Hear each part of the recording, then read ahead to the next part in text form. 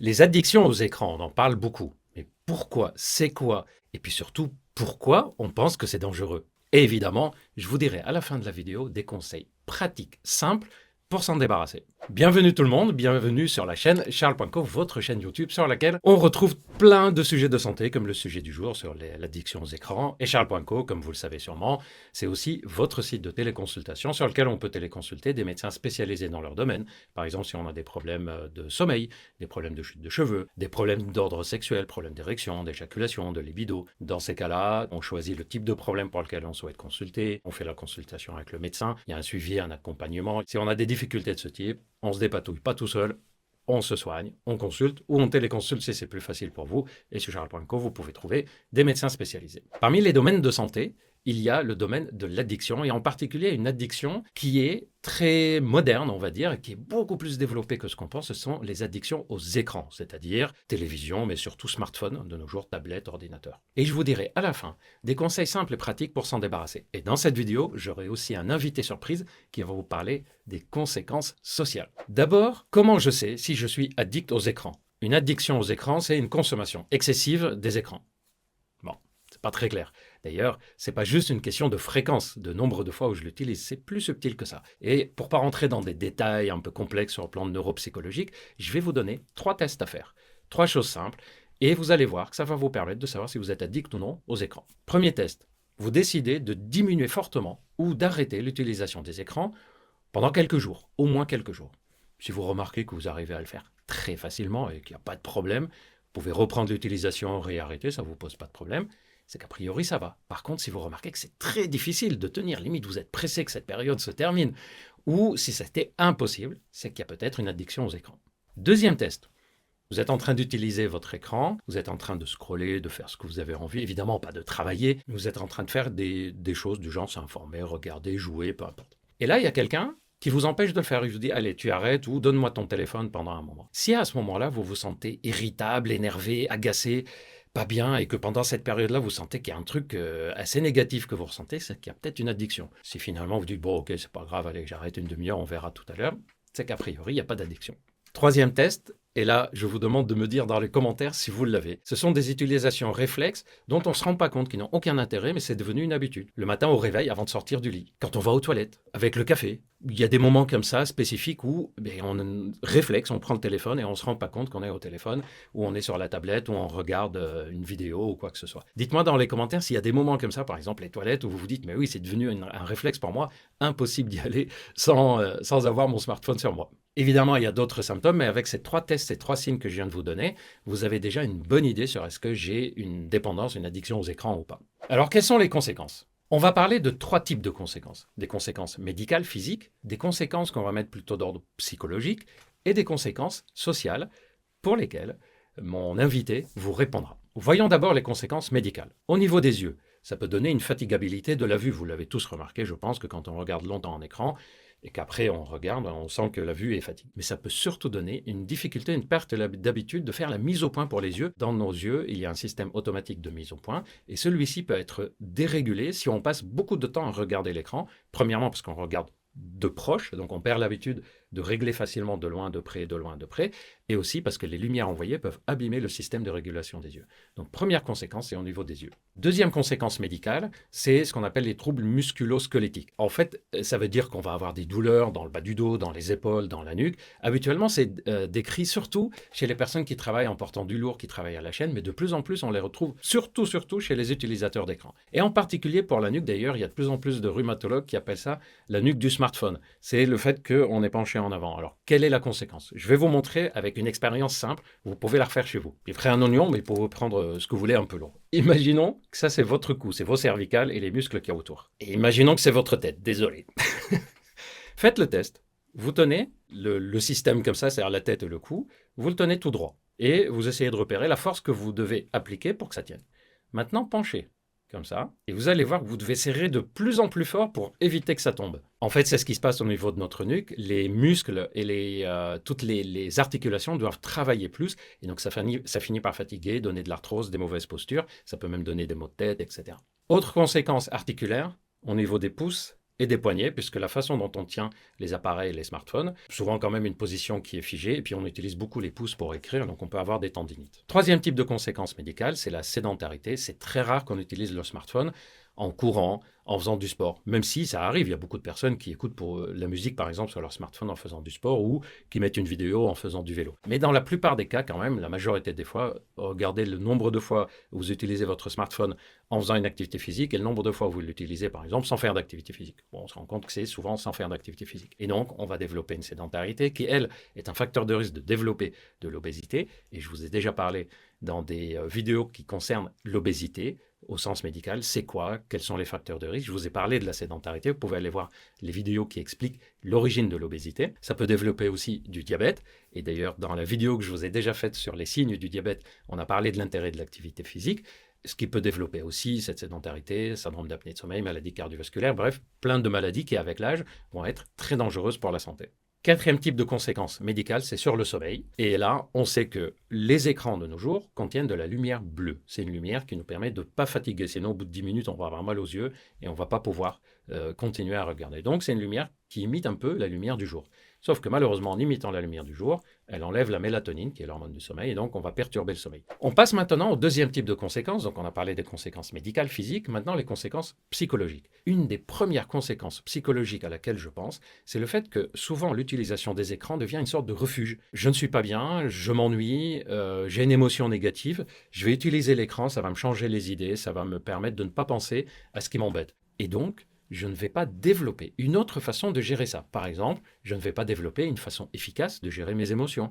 Je ne vais pas développer une façon efficace de gérer mes frustrations, de gérer l'ennui, de gérer le manque. Puisque le smartphone ou l'écran est là, et je vais regarder la télé, je vais regarder une tablette, je vais regarder scroller sur les réseaux, et ça va me permettre de me vider la tête. Or, on doit normalement développer quand même une capacité à gérer tout ce qui est négatif dans notre tête sans forcément avoir ça. Et donc, l'utilisation peut nous empêcher de développer quelque chose de mature dans la gestion de nos émotions. Autre conséquence psychologique, c'est que ça a été montré, il y a plus de risques d'anxiété et de dépression.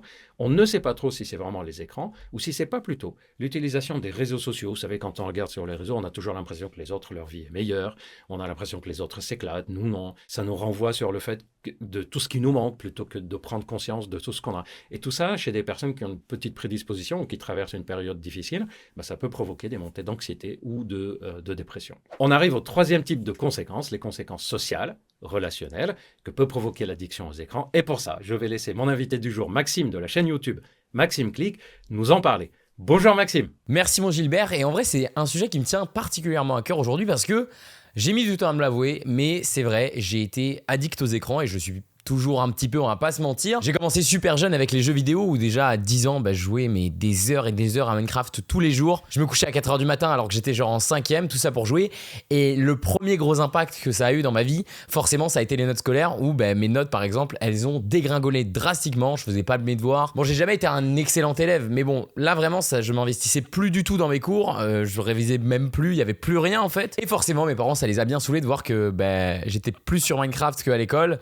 Et quand j'étais à l'école, je pensais à Minecraft où je m'endormais en cours, quoi. Socialement, forcément aussi, ça a été un gros coup dur, que ce soit amicalement, même avec les filles, parce que du coup, tous les moments que j'aurais pu passer où après l'école, on allait acheter des bonbons, on allait au parc, on allait jouer au foot ou quoi, moi, je voulais rentrer parce que je voulais absolument jouer à Minecraft, quoi. Moins j'avais de relations sociales, moins je voulais avoir de relations sociales parce que j'avais peur de ce que c'était, et je ressentais même pas que ça crée en moi un truc, un peu un sentiment de j'ai pas d'amis, quoi. Enfin, j'ai des amis qui sont là sur Discord, enfin sur Skype à l'époque, avec qui je peux jouer, mais je les connais même pas. Je partage que des moments de jeu. Alors c'est pas que je suis ému, c'est que j'ai mal à la gorge. Mais c'est ok. En fait, t'as plus envie forcément de faire des efforts pour aller vers les autres parce que soit ils partagent pas tes valeurs et tes jeux vidéo, soit parce que tu te dis qu'au pire, peut-être qu'eux ils vont te recaler et au moins le soir tu rentres et tu as tes potes de jeux vidéo, quoi. Bon, alors en plus du coup au collège, j'étais un peu traité comme le geek. C'était pas du tout stylé à l'époque, donc vraiment les gens m'associaient tous les clichés qui allaient avec, genre je me lave pas. En fait, tu te mets dans une bulle où tu te construis un peu un personnage et tu finis par devenir ce personnage. Alors je me lavais, je vous rassure, mais tous les autres trucs c'était pas ouf, tu vois. Et avec les parents aussi c'était très compliqué parce que par exemple je venais de lancer une game sur Minecraft et puis ma mère elle me disait à table et je disais j'arrive, et en fait au bout de 45 minutes j'étais toujours pas là parce que j'étais encore toujours dans mon jeu et on commençait à s'embrouiller, donc ça rendait très compliqué les rapports où moi je voulais juste rentrer à la maison pour jouer et j'en avais plus rien à faire de voir mes parents, quoi. Bon, en plus du coup il y avait plus du tout la dimension sportive où j'avais clairement la flemme de faire du sport après les cours, j'ai arrêté le foot, j'ai tout arrêté, donc Physiquement, je me sentais pas bien. En plus, j'avais plus le foot qui te connecte quand même. Les sports de coopération, ça te permet quand même de rencontrer des potes, de partager d'autres trucs, de vivre des super bons moments. Moi, il y avait plus que les jeux. Et peut-être qu'il y a plein de choses qui ont fait que du coup, je suis devenu timide, où je savais plus prendre la parole en public. Enfin, je savais même plus m'exprimer devant les gens. J'étais devenu timide. Tu te renfermes dans un truc. Il y a plein de compétences un peu sociales que tu développes pas parce que tu es sur un jeu vidéo et que tu as l'impression que ça va tout régler. Alors qu'en vrai, c'est juste t'es dans ta bulle et tu fuis un peu la réalité. Donc ouais, socialement, mes pires années, moi je pense qu'elles étaient au collège. Et comme par hasard, c'était les années où j'étais le plus sur les écrans. Je pouvais passer... t'avais sur... Je dormais 4 heures par nuit, t'avais les cours, ça prenait peut-être 8 heures, et tout le reste du temps, c'était Minecraft ou Brawl Stars. Enfin, il n'y a pas Brawl Stars, c'était Clash of Clans à l'époque. Donc, si c'était à refaire, je referais pas pareil. Pour autant, voilà, c'est fait. Mais je pense qu'il y a quand même un gros lien entre le fait que socialement, ça a été très compliqué à cette période, et ça a fait qui je suis devenu maintenant. Et le fait que j'étais autant addict parce que c'était tellement plus facile de parler à des gens ou de prendre du plaisir sur les jeux vidéo qu'on se rendait même pas compte que même moi je me rendais même pas compte que je prenais pas de plaisir quoi. J'en avais pris au tout début et dès que l'addiction était là il y en avait plus. Donc si je peux vous donner un conseil, sortez de chez vous, c'est tout pour moi. Merci beaucoup Maxime pour toutes ces explications. N'hésitez pas à aller voir sa chaîne, à vous abonner. Il y a plein de sujets passionnants. D'ailleurs, il y a une vidéo commune que nous avons faite sur les mukbangs. Vous savez, le fait de consommer une grande quantité de nutrition filmée sur TikTok, sur YouTube. Vous pouvez aller voir la vidéo sur la chaîne de Maxime Click. Voyons maintenant les solutions, les conseils qu'on peut donner de façon simple à quelqu'un qui a une addiction aux écrans. Premier conseil, en prendre conscience. L'idée de renier le diagnostic d'addiction aux écrans fait partie des symptômes.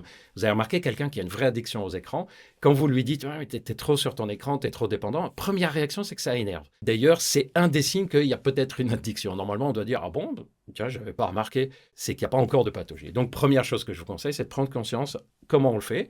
Les 3 conseils que je vous ai donnés au début de la vidéo, 3 tests simples à faire, et si vous les avez, c'est que vous avez peut-être une addiction. Deuxième conseil que je vous donne, c'est repérer les moments où j'utilise le plus. Est-ce que c'est quand je m'ennuie ? Est-ce que c'est quand je suis angoissé ? Est-ce que c'est quand je suis stressé ? Est-ce que c'est quand je suis content, comme une récompense ? Est-ce que c'est quand j'ai une vidite ? Alors, vidite, cherchez pas dans le dictionnaire ce que c'est un mot que j'ai inventé. C'est la maladie du vide, des personnes qui ne supportent pas du vide et donc ils ne savent pas quoi faire. Et à ce moment-là, on se jette sur les écrans. Et donc à chaque fois qu'il y a du vide dans leur vie, ils vont se jeter sur les écrans. Dites-moi dans les commentaires si ça vous parle, cette question de vidite, si la notion vous paraît claire comme ça, et si vous pensez en souffrir sans avoir jamais mis le mot dessus comme ça. Troisième conseil que je vous donne, c'est en parler à des personnes proches qui vous entourent en disant « Je pense que j'ai une addiction aux écrans, écoute, je vais essayer de m'en sortir, mais voilà, c'est cool d'avoir quelqu'un à qui on peut en parler, ça permet de se sentir moins seul dans l'épreuve, et parfois cette personne va aussi nous aider. » Quatrième conseil, enlevez les notifications, enlevez les notifications, enlevez les notifications. J'ai dit enlever les notifications, enlevez les notifications. C'est le truc qui va tout le temps attirer votre attention. Une notif Insta, Snap, une notif même des journaux, de choses de travail, etc. On enlève le plus de notifications possible. 5e type de conseil, c'est les horaires. On peut utiliser des applis qui bloquent l'utilisation, par exemple, de certains sites, qui bloquent l'utilisation de certaines applis. Je vous en ai parlé dans la vidéo sur les addictions sexuelles, vous pouvez aller voir cette vidéo, à la pornographie en particulier, dans laquelle je donne aussi des conseils spécifiques pour ce plan-là. Et 6e conseil, c'est de commencer à diminuer dans les situations où vous savez que c'est plus du réflexe que du besoin, genre aller aux toilettes et je prends le téléphone, genre le matin avant de me lever de lit et je regarde mon écran. Et donc on va dire, ok, pour le moment, je vais juste enlever cette partie-là, je vais juste enlever ce réflexe-là, je vais juste enlever cette habitude-là, on ne change pas tout. Et d'ailleurs, j'arrive à mon dernier conseil, on n'arrête pas d'un coup sans remplacer par autre chose. Par exemple, si vous dites, allez, ça me prend trop de temps, j'arrête. Oui, mais d'abord, il faut réfléchir par quoi je vais remplacer. Tiens, je vais m'inscrire, je vais faire peut-être plus de sport, je vais revoir plus les amis, je vais faire une activité que je faisais avant, que je ne fais plus, je vais aller marcher, je vais m'occuper de ma maison. Bref, les personnes qui recraquent, souvent, c'est des personnes qui ont arrêté, qui ont tenu, mais qui n'ont pas remplacé le temps où ils étaient sur les écrans par un autre temps dans lequel ils faisaient d'autres activités. Donc ça aussi, c'est un conseil. On réfléchit à par quoi on va remplacer. On ne remplace pas les écrans par du vide, puisque le vide favorise le retour aux écrans. Voilà, j'espère que cette vidéo vous a plu. Merci encore à Maxime de m'avoir accompagné dans cette vidéo, de nous avoir parlé des conséquences sociales. J'espère que vous avez appris des choses. N'hésitez à me dire dans les commentaires si ça vous plaît. Partagez, commentez. Si vous n'êtes toujours pas abonné à la chaîne, c'est le moment de le faire. Likez la vidéo, faites vivre la chaîne YouTube. J'ai encore plein de sujets à vous dire sur plein de types d'idées de santé de toutes sortes. Merci de me suivre. Prenez bien soin de vous et à bientôt.